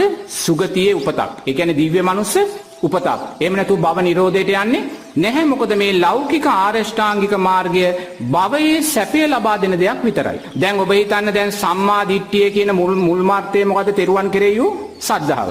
ඔබ තෙරුවන් කෙරෙහි සද්ධාව සකස් කරගෙන දන් පැන් පූජා කරගෙන ජීවත් වෙලා ඔබ මැරෙන වෙලාවට එක පාටම බුදුරජාණන් වහන්සේ සිහිපත් වුණොත්, එහෙම නැත්නම් බුදු ගුණයක් සිහිපත් වුණොත් ඔබට මොකද්ද වෙන්නේ? සුගතිය ගිහිල්ලා උපදිනවා. ඒ සුගතිය නිට්ටයද අනිත්‍යද? අනිත්‍යයි. තේරෙනවද? එහෙනම් ඔබ අනිත්‍ය නම් එතන දුකක්ද සැපද තියෙන්නේ? දුකක්. ලෝකෝත්තර සම්මාදිට්ඨිය කියන්නේ නෝනා ඔබ බුදුරජාණන් වහන්සේ ධර්ම රත්නයත් සංඝ රත්නයත් අනිත්‍යයි කියලා දකිනවා. ඔබ මැරෙන වෙලාවේ එකපාරට බුදුරජාණන් වහන්සේ සිහිපත් වුණත්, ධර්මයක් සිහිපත් වුණත්, සංඝයා සිහිපත් වුණත් ඒ දේ අනිත්‍යයි කියලා දකින්නව. නැත්නම් ඒ දැක්කා වූ හිත අනිත්‍යයි කියලා දකින්න. එතකොට තමයි නෝනා ලෝකෝත්තර ආරෂ්ඨාංගික මාර්ගේ නිවන් මාර්ගයට අදාළ ආරෂ්ඨාංගික මාර්ගේ වැඩෙන්නේ. දැන් ඔබ හිතන්න ඔබ කොච්චර කර්මය කර්මඵල විශ්වාසයෙන් දන් දුන්නත් සිල් රැක්කත් ඔබට මොකද්ද ලැබෙන්නේ? සුගතියේ උපත. ඒ සුගතියේ උපත නිට්ටයද අනිත්‍යද? අනිත්‍යයි. එහෙනම් ඒ සුගතියේ උපතේ සංස්කාරයන්ගේ අනිත්‍යභාවය දැකලා ඒ සංස්කාරයන් කෙරෙහි කලකිරෙනකොට අන්න ලෝකෝත්තර ආරෂ්ඨාංගික මාර්ගය වැඩෙනවා. මේ ආරෂ්ඨාංගික මාර්ගය කියන්නේ මුලින්ම ගිහි පින්වතුන්ලා ලෞකික ආරෂ්ඨාංගික මාර්ගය තුල ශක්තිමත් වෙනවා. ලෞකික ආරෂ්ඨාංගික මාර්ගය තුල ශක්තිමත් වෙද්දී කුසල් පක්ෂය වැඩෙනවා.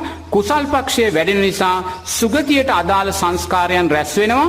මෙන්න මේ කුසල් පක්ෂයත් සුගතියට අදාළ සංස්කාරයනුත් අනිත්‍ය බව දකින්න තැනදී ආ ලෝකෝත්තර ආරෂ්ඨාංගික මාර්ගයට බහිනවා. ඒ නිසා නිරේතුරුවම ඔබ දක්ෂ වෙන්න මේ ලෞකික ආරෂ්ඨාංගික මාර්ගය තුල ගමන් කරලා කුසලයේ ශක්තිමත් කරගෙන ඒ ශක්තිමත් වූ කුසල් ශක්තිය තුලින් විදර්ශනාමය නුවණ ඇති කරගෙන මේ සංස්කාරයන්ගේ අනිත්‍යභාවය දැකලා සෝවාන් සකෘදාගාමි අනාගාමි අරිහත් ඵලයන්ට හේතු වෙන්නා වූ ලෝකෝත්තර ආරෂ්ඨාංගික මාර්ගය ශක්තිමත් කරගන්න.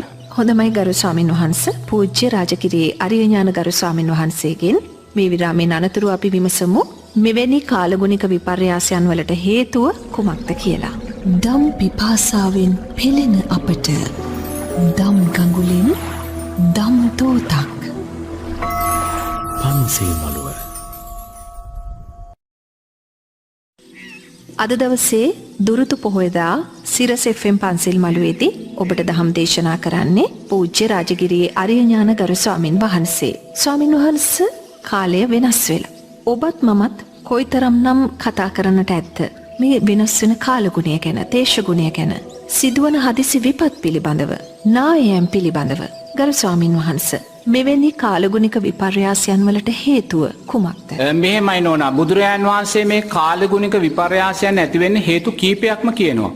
නමුත් ඒ හේතු කීපයෙන් මම මේ මොහොතට අදාළ වෙයි කියලා හිතන හේතුව කියන්නම්. දැන් මේ මොහොතේ අපිට පේනවා වැස්සෙන් ගත්තත්, සුළඟෙන් දැක්කත්, හීතලෙන් ගත්තත් විකෘති වූ දේශගුණික තත්වයක් තමයි තියෙන්නේ. එතකොට මේ විකෘති වූ දේශගුණික තත්වයන් ඇති වෙන්න මේ මොහොතට බලපාන්නා වූ සාධක ධර්මානුකූලව විග්‍රහ කරද්දී නෝනා, දැන් මේ රටේ මේ මොහොතේ මේ මැතිවරණ කාලයක් තියෙන සමයක්. මේ මැතිවරණ කාලය තුල නෝනා ජනතාව සෑම කෙනෙක්ම ලෝභ, ද්වේෂ, මෝහයන් තුලයි ජීවත් වෙන්නේ.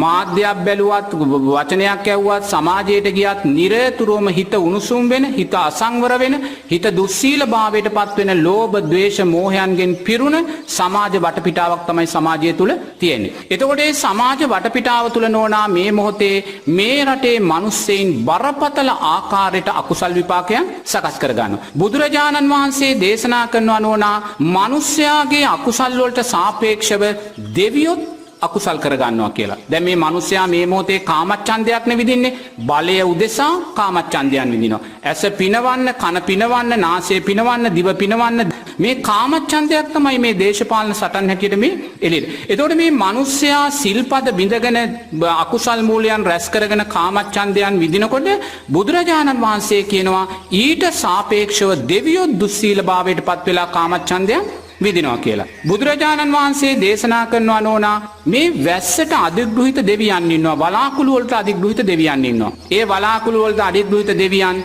කාමච්ඡන්දයන් විඳිනකොට වැසි කඩාගෙන වැටෙනවා කියලා කියනවා. එතකොට මේ වැස්ස වලාහක දෙවියන් අතර සම්‍යක් දෘෂ්ටික දෙවියනුත් ඉන්නවා, මිත්‍යා දෘෂ්ටික දෙවියනුත් ඉන්නවා. මේගොල්ලෝ කාමච්ඡන්දයන් විදිද්දී වැස්ස කඩාගෙන වැටෙනවා කියනවා අතොරක් නැතුව.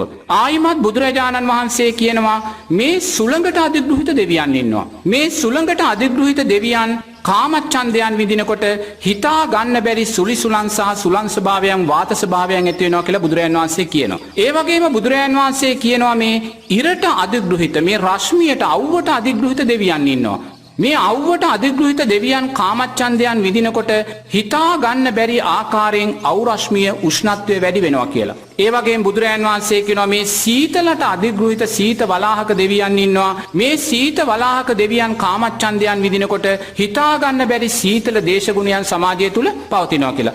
එහෙනම් බලන්න මේ ඇතිවෙන්නා වූ කාලගුණික විපර්යාසයන්ට එක හේතුවක් බවට පත් වෙන්න පුළුවන්. මේ මොහොතේ මිනිස්සයා මේ විඳින්නා වූ ලෝභ ද්වේෂ මෝහ අකුසල මූලයන් සිල්පද බිඳගෙන මේ චෝදනා මඩගැසීම් විවේචන මේ සියල්ලත් එක්කම ඇති කරගන්නා වූ අකුසල් මූලයන් නිසා දෙවියනුත් කාමච්ඡන්දයන් සකස් කරගෙන දෙවියනුත් මේ වෙලාවේ ඒ ආකාරයට හැසිරෙනවා. එතකොට දෙවියන් කාමච්ඡන්දය සකස් කරගන්න මොහොතේ නෝනා මිනිස්සෙන්ට පීඩාවක් වෙනවා කියලා ඒගොල්ලෝ හිතන්නේ නැහැ.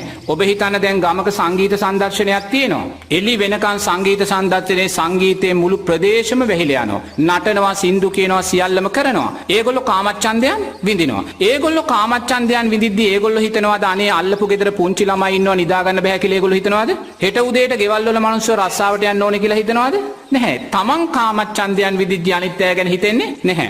ඒ වගේ දෙවියන් මේ වෙලාවේ මනුස්ස ලෝකයට ආශ්‍රිතව ඒගොල්ලෝ දුසිල්වත් භාවයට පත් වෙලා කාමච්ඡන්දයන් විඳිනකොට ඒවා නිසා ලෝකයා අපහසුතාවට පත් වෙනවා කියලා ඒගොල්ලෝ හිතන්නේ නැහැ. ඒ නිසා එහි විපාකයන් හැටියට නෝනා මේ වෙලාවේ මෙවැනි කාලගුණ විපත්ති සිද්ධ වෙන්න පුළුවන්. මොකද මනුස්සයාට ආශ්‍රිතව නෝනා මේ ලෝකයේම මේ අනිත් ස්වභාවයන් මේ මනුස්ස ලෝකයේ ආශ්‍රිතව තියෙනා වූ අනිත් නොපෙනෙන බලවේගත් ක්‍රියාත්මක වෙනවා කියලා බුදුරජාණන් වහන්සේ කියනවා. දැන් අපි කියමු දේශපාලනය ගත්තොත් නෝනා මේ මනුස්සයෝ විතරක් නෙමෙයි දේශපාලනය කරන්නේ. මේ പ്രേත ලෝකෙත් දේශපාලන പ്രേතයෝ ඉන්නවා. සමහර ඉහළ දේශපාලනය කරලා දේශපාලනය පිළිබඳ උපාදානයන් සකස් කරගෙන දේශපාලනය පිළිබඳ බලය පිළිබඳ තෘෂ්ණාව දැඩි විදියට ඇති කරගෙන මැරෙන වෙලාවේ දේශපාලනය උපාදානය කරගෙන പ്രേත ලෝකයේ සද්දන්ත දේශපාලන പ്രേතයෝ වෙලා ඉන්න දේශපාලඥයෝ ඉන්නවා. ඒ වගේම සමහරු කියනවා නෝනා මාව කැපුවත් රතු පාටයි, මාව කැපුවත් නිල් පාටයි, මාව කැපුවත් කොළ පාටයි කියලා. මෙහෙම මේ දේශපාලන උපාදානය කරගත් අය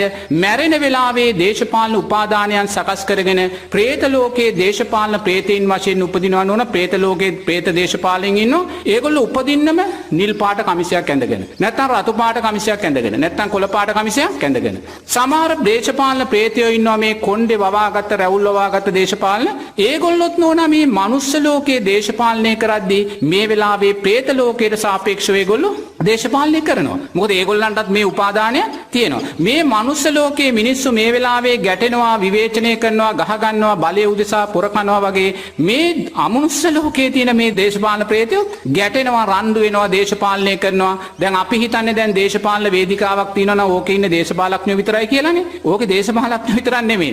අර මැරිච්ච പ്രേත දේශපාලඥයෝ ඒ පක්ෂ උපාදානය යන ওই වේදිකාවල ඉන්නවා. මේ සියලුම අයගේ මේ වෙලාවේ හිත විකෘති වෙලා තියෙන්නේ නෝනා. ඒ වගේම මේ මනුස්ස ලෝකයේ ආශ්‍රිතව සම්‍යක් දෘෂ්ටික බලවේග තියෙනවා. යක්ෂ කොටස්. ඒ කියන්නේ ඒගොල්ලෝ දිව්‍ය ස්වභාවයේ යක්ෂ කොටස්. දැන් යක්ෂයෝ කිව්වම බය වෙන්න එපා. සම්‍යක් දෘෂ්ටික මිත්‍යා දෘෂ්ටික කියලා කොටස් දෙකක් ඉන්නවා. ඒතකොට මේ මිත්‍යා දෘෂ්ටික යක්ෂයෝ කියන්නේ මේ ඇස් එළියට පැනලා දල් ඇවිල්ලා කොණ්ඩේ කඩාගෙන බඩ නෙරලා ඒගොල්ලෝ ධර්මයට අකමැති. එහෙම නෙමෙයි නෝනා මේ මනුස්ස ලෝකයේ ආශ්‍රිතව ඉන්නවා සම්‍යක් දෘෂ්ටික යක්ෂ කොටස්. ඒගොල්ලෝ හරි සද්දන්තයි බලවත්. ඒගොල්ලෝ ඇවිල්ලා දිව්‍ය ස්වභාවයේ යක්ෂ කොටස්. ඒගොල්ලන්ට දහස් ගණන් පිරිවර ඉන්නවා. මොකද ඒගොල්ලෝ දේශපාලන උපාදානය දරාගත්ත අය ඉන්නවා. අතීතේ ගොඩාක් ඈත ගොඩාක් රට ජාති ආගම වෙනුවෙන් දැඩි විදිහට උපාදානය ඇති කරගත්ත ස්වාමින් වහන්සේ නමක් ජීවත් වෙලා තියෙනවා. ඒ ස්වාමින් වහන්සේ අපවත් වෙන වෙලාවේ මේ රට ජාතිය පිළිබඳ දේශපාලන උපාදානය දරාගත්තාම ඒගොල්ලෝ ගිහිල්ලා අර වගේ සද්දන්ත සම්‍යක් දෘෂ්ටික යක්ෂ බලවේග වෙලා මේ අයත් මේ වෙලාවේ මේ දේශපාලන මනෝභාවයෙන් පෙළෙනවා. මේ සියල්ලම දැන් අපිට පෙවුනට මේ මනුස්ස ලෝකයේ අපි විතරයි දේශපාලනය කරන්න කියලා නැහැ. දේශපාලනය උපාදානය කරගත් මේ අමනුෂ්‍ය කොටස මේ වෙලාවේ ඊට සාපේක්ෂව දේශපාලනයන් කළා ඒගොල්ලන්ගේ හිතුත් විකෘති වෙනවා. ඒතර බලන්න මේ සියලුම විකෘතීන් වල ඵලය තමයි අපි මේ කාලගුණික විපර්යාසයන් හැටියට එක පැත්තකින් දකින්න පුළුවන්. ඒක 100%ක් ඇත්තද කියන්නේ මම දන්නේ නැහැ. ධර්මානුකූල විග්‍රහයක් විතරයි කරන්නේ. නමුත් අරවැනි සිදුවීමිත් නෝනා මේ සියල්ල පිටිපස්සේ තියෙනවායි කියන කාරණේ අපි දකින්න ඕනේ. බුදුරජාණන් වහන්සේ අග්ගඤ්ඤ සූත්‍රයට අදාළව කියනවා මේ ලෝකේ යම් දවසක හටගත්තද ඒ හටගත්ත දවසේ පටන් පාලකෙක් නායකයෙක් ජනතාවට හිටියා. ඒක ධර්මතාවයක්. ඒ නිසා දේශපාලනය අවශ්‍යයි. ඒක නොකළ යුතු දෙයක් නෙමේ. නමුත් අපි දක්ෂ වෙන්න ඕනේ දේශපාලනය කරද්දී සීමාව ඉක්මවා ගියා වූ උපාදානයන් සකස් කරගන්න නැතුව සීලය තුල ශක්තිමත් වෙමින් කුසලයේ තුල ශක්තිමත් වෙමින් එහෙම කළොත් එක පැත්තෙන් අපිට දෙවියනුත් සතුටු කරගෙන අර අමනුෂ්‍යයනුත් සතුටු කරගෙන මිනිස්සෙනුත් සතුටු කරගෙන යහපත් ප්‍රතිඵලයක් කියන තැනට යන්න පුළුවන්. ඉන් නැතුව මෙවැනි දේවල් වලින් මිනිස්සයා දුස්සීලභාවයට පත් වෙන්න අකුසල මූලයන් වැඩෙන්න ඊට සාපේක්ෂව දෙවියනුත් අකුසල් කරගන්නවා කාමච්ඡන්දයන් විදලා විකෘතීන් නැති කරගන්නවා പ്രേත ලෝකවල ජීවත් වෙන දේශපාලන ප්‍රේතයින් වගේම මනුස්ස ලෝකයේ ආශ්‍රිතව ජීවත් වෙන දේශපාලන උපාදානයන් ගත දෙවිවරුත් අර සම්‍යක් දෘෂ්ටික යක්ෂ කොටසුත් මේ මොහොතේ මිනිස්යාට අදාළව දේශපාලන චිත්තයන් සකස් කරගෙන ඒගොල්ලන්ගේ ලෝකවල ඒගොල්ලෝ ගැටෙනවා. එතකොට මේකම විකෘතියක් බවට පත් වෙනවා. ඒ විකෘතියේ ප්‍රතිඵලයක් වෙන්න පුළුවන් සමහර විට මේ කාලගුණික විපර්යාසයන් ධර්මානුකූලව. අද දවසේදී සිරස FM පන්සිල් මළුවේදී ඔබට මෙම දහම් කරුණු පැහැදිලි කරන්නේ පූජ්‍ය රාජගිරිය අරියඥානගරු ස්වාමින් වහන්සේ. ඔබ තනිවම හිතන්නට පුළුවන්. කාලගුණික දේශගුණික විපර්යාස නිසා පීඩාවට පත්වන්නේම අහිංසක මිනිසුන්. එහෙම වෙන්නේ ඇයි? මේ විරාමෙන් අනතුරුව ස්වාමින් වහන්සේගෙන් විමසමු. දම් පිපාසාවෙන් පෙළෙන අපට දම් ගඟුලෙන් දෝතක්ගත් යතිවරයෙකුගෙන් දම් පැන් පිටක්. පන්සිල් මළුව. අද දවසේදී සිරස FM පන්සිල් මළුවේදී මෙම වටිනා දහම් කරුණු ඔබට පැහැදිලි කරන්නේ රහතුන් වැඩිමග ඔස්සේ ඔබට ධර්මයේ දේශනා කරන පූජ්‍ය රාජගිරියේ අරියඥාන ගරු ස්වාමින් වහන්සේ. ගරු ස්වාමින් වහන්සේ ඔබ වහන්සේ අපි විරාමයට යන්නට කලින් සාකච්ඡා කළ දහම් කාරණේ තාමත් හොඳින් අපට පැහැදිලි කර දුන්නා. ගරු ස්වාමින් වහන්සේ මෙම தත්ත්වය නිසා අහිංසක මිනිසුන් පීඩාවට පත් වෙනවා. එහෙම වෙන්නේ ඇයි ස්වාමින් වහන්සේ? මෙහෙමයි නෝනද ඒක තේරුම් ගන්න ඕනේ. දැන් මේ වෙලාවේ මිනිස්සයා පීඩාවට පත් වෙනකොට කවුද පීඩා කරන්නේ? දැන් වැස්ස වලාහක දෙවියෝ, සුළං වලාහක දෙවියෝ, නැත්නම් සීතලට අධිග්‍රහිත දෙවියෝ. ඒගොල්ලෝ නිසා මේ කාලුගුණ විපර්යාසයන් නිසා මේසා විනාශයන් සිද්ධ වෙනවා. එතකොට මේසා විනාශයන් සිද්ධ වුණත් ඒගොල්ලෝ කාමච්ඡන්දයන් විදිනකොට ඒගොල්ලෝ මේ විනාශය දකින්නේ. ඒක තමයි මම අර සංගීත සංදර්ශනයක් උපමා කළේ. තේරෙනවද? එතකොට ඒ වැස්ස වලාහක දෙවියනුත් මේ මොහොතේ බලවත් වූ අකුසලයන් රැස් කරගන්නවා මිනිස්සයා පීඩාවට පත් කරලා. අකුසල් ඒගොල්ලෝ සාමයේ කාමච්ඡන්දයන් විඳින්නේ. ඒ අකුසල් විපාකයන් නිසා ඒගොල්ලෝ උතනින් චුත වෙලා මනුස්ස ලෝකෙට වැටුණාට පස්සේ ඒගොල්ලොත් ඔය වගේ ගම් වතුර සීතල භූමිකම්පා විනාශයන් නිසා ඒගොල්ලොත් විනාශයට පත් වෙනවා. එතකොට නෝන අරගොල්ලෝ ගහගන්න බව ඇත්ත. නමුත් ඒවා හරහා පීඩාවට ජනතාවපත් වෙන්නේ ජනතාවගේ අකුසල් විපාකයක් නිසා. මොකද ඔය ජනතාවම පෙර ජීවිතවල වැස්සවලාහක දෙවියන් වෙලා, සුළං වලාහක දෙවියන් වෙලා, වාත වලාහක දෙවියන් වෙලා ඒවා තුල කාමච්ඡන්දයන් විදලා අප්‍රමාණ අකුසල් කරගත්ත අය. ඒ නිසා අපි ඒව දනිද්දී අපි මොකද්ද කරන්න ඕනේ? අපි හැම වෙලාවෙම හිතන්න ඕනේ අපි දෙවිවරු වෙලා ඔය විදියට වැස්ස වලාහක, සීත වලාහක, ඔය වාත වලාහක දෙවිවරු වෙලා අප්‍රමාණ කාමච්ඡන්දයන් විදලා මිනිස්සු අප්‍රමාණ පීඩාවට පත් කරලා තියෙනවා නෝනා. වැසි වස්සල දසදහස් ගණන් අපි මරලා දාලා තියෙනවා. සුළං ඇති කරලා හීතලෙන් දසදහස් ගණන් අපි මරලා දාලා තියෙනවා. ඒ නිසා මේ හැම දෙයකම විපාකයන් අපි පිටිපස්සේ තියෙනවා. ඒ හැම දෙයකම විපාකයන් අවුරුදු ගාණක් පිටිපස්සේ ඉඳන් කරපු දේවල් විපාකයන් තියෙන නිසා අපි දක්ෂ වෙන්න ඕනේ හැම මොහොතෙම සීලය තුල ශක්තිමත් වෙලා, කුසලයේ තුල ශක්තිමත් වෙලා එවැනි විපාකයක් එන්න තියෙනවා නම් ඒක යටපත් කරගන්න. අරගොල්ලෝ රණ්ඩු වෙන බව ඇත්ත. මේගොල්ලෝ පීඩා වෙන බවත් ඇත්ත. නමුත් දරුවෝ අරගොල්ලෝ අලුතෙන් අකුසලයක් රැස් කරගන්නකොට මේගොල්ලෝ සංස්කාරයේ අකුසලයකට විපාකයක් විඳිනවා. ඉතින් ඔහොම තමයි ලෝකය කියන්නේ. කෙනෙක් අකුසලයක් රැස් කරනකොට තව කෙනෙක් අකුසලයක් විඳිනවා. කෙනෙක් අකුසලයක් විඳිනකොට තව කෙනෙක් අකුසලයක්. නමුත් මේ දෙපැත්තම ඉතින් හේතුඵල ධර්මයන් වුණ මෙතන ගැටෙන දෙයක් නැහැ. ඒ නිසා හැම වෙලාවම අපි දක්ෂ වෙන්න ඕනේ. දේශපාලනයක් අවශ්‍යයි.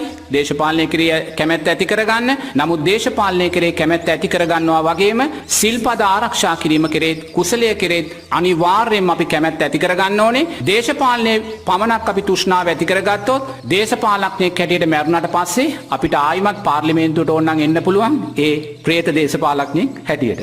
අද දුරුතු පොහොයදා මේ නව වසරේදී ඔබට දහම් කරුණු පැහැදිලි කරන්නේ රහතුන් වැඩිමග ඔස්සේ ඔබට ධර්මය දේශනා කරන පූජ්‍ය රාජගිරියේ අරියඥාන ගරු ස්වාමින් වහන්සේ. මේ විරාමයෙන් අනතුරුව ගරු ස්වාමින් වහන්සේකින් විමසමු රටක පාලනය පාලකයා පිළිබඳව බුදුරජාණන් වහන්සේ දේශනා කර ඇති කාරණා පිළිබඳව. දැස් පියාගන්න එන්න මා සමග මේ අරණට තුරුපත් සෙලවෙන හඬ පවා ඇසෙන දහම් අරණෙන් නැගෙන දම්කඳ විඳගන්න. පන්සිල් මළුව අද දවසේදී සිරස FM පන්සිල් මළුවේදී මෙම වටිනා දහම් කරුණු මේ දක්වාම ඔබට පැහැදිලි කරේ රහතුන් වැඩිමග ඔස්සේ ඔබට ධර්මය දේශනා කරන පූජ්‍ය රාජගිරියේ අරියඥාන ගරු ස්වාමින් වහන්සේ. ගරු ස්වාමින් වහන්සේ යම් රටක් පාලනය කිරීම එම රටේ පාලකයා සම්බන්ධයෙන් බුදුරජාණන් වහන්සේ දේශනා කරන්නේ කුමක්ද ස්වාමින් වහන්සේ? ලෞතුරා බුදුරජාණන් වහන්සේ නිරේතුරුවම උන්වහන්සේගේ ධර්මය තුළින් අපිට දකින්න පුළුවන් දෙයක් තමයි සම්මා සම්බුද්ධ ශාසනයේ පැවැත්ම ආරක්ෂා උදෙසා නොවන ශක්තිමත් පාලනයක් තිබීම බුදුරජාණන් වහන්සේ අනුමත කරනවා. ඒ පාලකයා කවුද කියන කාරණේ අපිට අදාළ නැහැ. නමුත් කවුරුන් හෝ වේවා ශක්තිමත් පාලනයක් තිබීම සම්මා සම්බුද්ධ ශාසනයේ චිරස්තිය උදෙසා අවශ්‍යයි කියන කාරණේ බුදුරජාණන් වහන්සේ දකිනවා. මොකද ඒක පැහැදිලි කරන්න පුළුවන් ලස්සන විනය කාරණා දෙකක් අපේ විනය පිටකේ තියෙනවා. එක කාරණයක් තමයි නෝන බිම්බිසාර රජුරුවන්ගේ කාලේ බිම්බිසාර රජුරුවන්ගේ රාජ්‍යයේ කැරැල්ලක් ඇති වෙනවා. ඒ හොරු මංකොල්ලකාරයෝ තමයි මේ කැරැල්ල ඇති කරගෙන ජනතාව දැඩි විදියට පීඩා කරනවා. බිම්බිසාර රජතුමා මහඇමතිතුමාට අණ කරනවා හමුදාවේ ඉන්න හොඳම දක්ෂම නිලධාරීන් ටික හරින්න කියලා. මේ කැරැල්ල මට පවත්වන්න.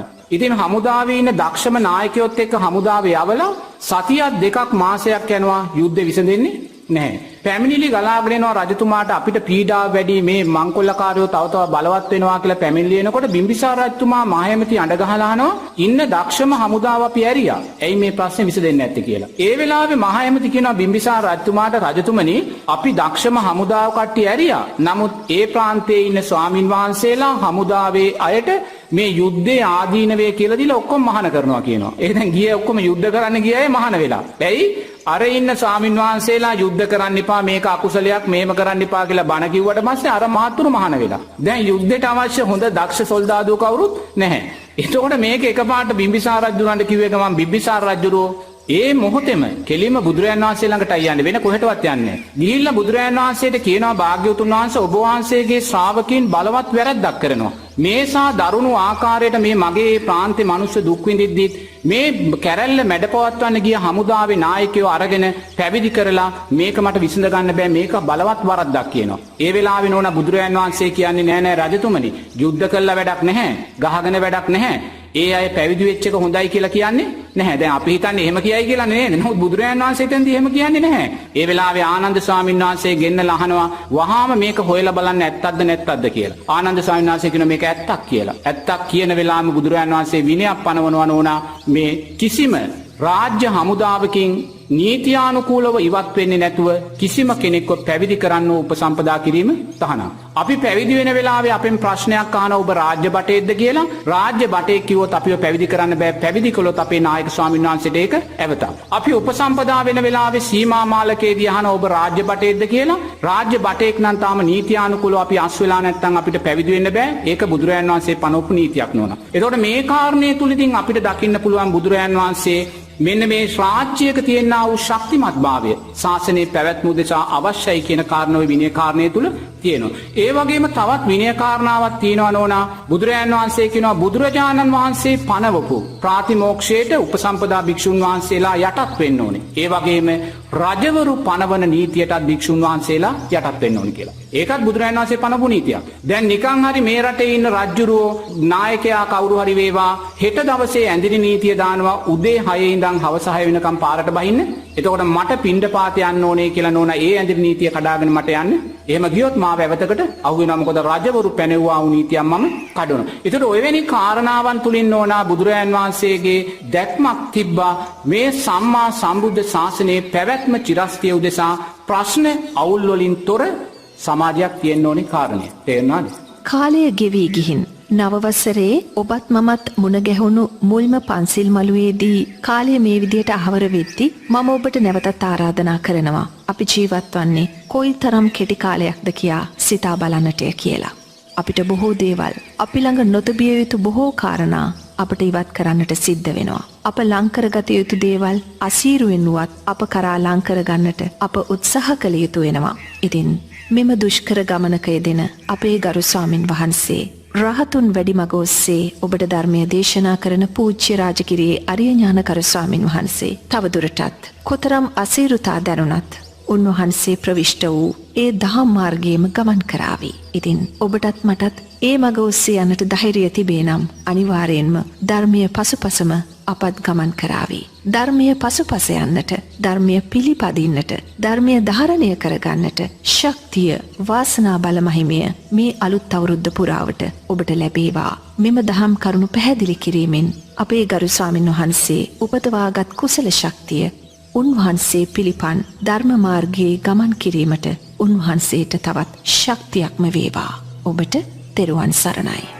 බුදුන් දෙසූ මඟ සත්‍යය සොයා ගිය අපේ කාලයේ මුනිවරයෙකුගේ ආවර්ෂණය. පන්සිල් මළුව